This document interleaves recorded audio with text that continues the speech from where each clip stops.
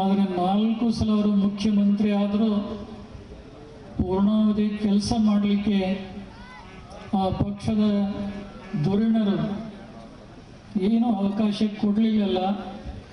ಅದನ್ನು ಕಂಡು ಇಡೀ ರಾಜ್ಯದ ವೀರಶೈವ ಸಮುದಾಯದ ಜನರಿಗೆ ಅಷ್ಟೇ ಅಲ್ಲ, ಎಲ್ಲ ವರ್ಗದ ಜನರಿಗೆ ಮನಸ್ಸಿಗೆ ನೋವನ್ನು ಉಂಟು ಮಾಡಿ ಆ ಕೊರತೆಯನ್ನು ತುಂಬಿಕೊಳ್ಳುವಂಥ ಕಾರಣದಿಂದಲೇ ಅವರ ಒಡಲ ಕುಡಿಯಾಗಿ ಹುಟ್ಟಿದಂಥ ಉತ್ಸಾಹ ಯುವಕರಾದಂಥ ಯುವ ನೇತಾರ BY ವಿಜಯೇಂದ್ರ ಅವರನ್ನು ಬಹುಶಃ ಕರ್ನಾಟಕ ಘಟಕದ ಅಧ್ಯಕ್ಷರನ್ನಾಗಿ ಆಯ್ಕೆ ಮಾಡಿದರು.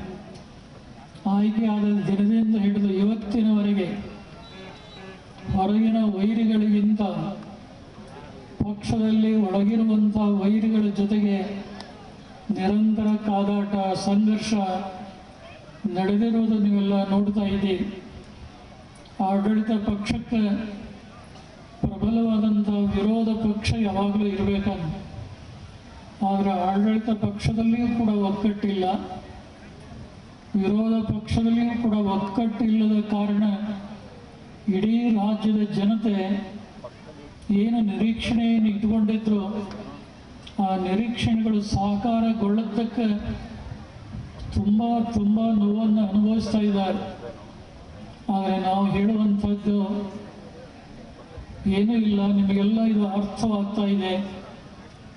ಚುನಾವಣೆಯ ಸಂದರ್ಭದಲ್ಲಿ ನಿಮಗೆ ಯೋಗ್ಯ ನಿರ್ಣಯ ತೆಗೆದುಕೊಳ್ಳುವಂಥ ಬುದ್ಧಿಶಕ್ತಿ ಇತ್ತು ಅಂದರೆ ಸಮರ್ಥರನ್ನು ಈ ರಾಜ್ಯದ ಶ್ರೇಯೋಭಿವೃದ್ಧಿಯನ್ನು ಮಾಡುವಂಥ ಎಲ್ಲ ವರ್ಗದ ಎಲ್ಲ ಜಾತಿಯ ಜನಾಂಗವನ್ನು ಪ್ರೀತಿ ವಿಶ್ವಾಸದಿಂದ ಕಂಡು ಅವರೆಲ್ಲರ ಅಭಿವೃದ್ಧಿಗೆ ಪ್ರೇರೇಪಕರಾಗಿ ದುಡಿಯುವಂಥ ವ್ಯಕ್ತಿಗಳನ್ನು ಆಯ್ಕೆ ಮಾಡಿದರೆ ಇಂಥ ಪರಿಸ್ಥಿತಿಗಳು ಖಂಡಿತವಾಗಿ ಬರೋದಿಲ್ಲ.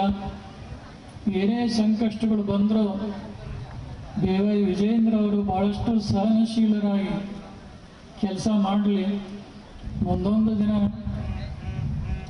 ಭವಿಷ್ಯದಲ್ಲಿ ಅವರಿಗೆ ಒಳ್ಳೆಯದಾಗುವುದರಲ್ಲಿ ಯಾವುದೇ ಸಂದೇಹ ಇಲ್ಲ ಅನ್ನುವಂಥ ಮಾತನ್ನು ಈ ಸಂದರ್ಭದಲ್ಲಿ ಪ್ರಸ್ತಾಪಿಸಿ, ಅವರು ಬರಲಿ ಬಾರದೇ ಇರಲಿ, ನಿಮ್ಮೆಲ್ಲರ ಅಭಿಮಾನ ಭಾಳಷ್ಟು ಅವರ ಮೇಲೆ ಇದೆ ಎನ್ನುವುದನ್ನು ಮತ್ತೊಮ್ಮೆ ಪುನರುಚ್ಚರಿಸಿ ಇವತ್ತು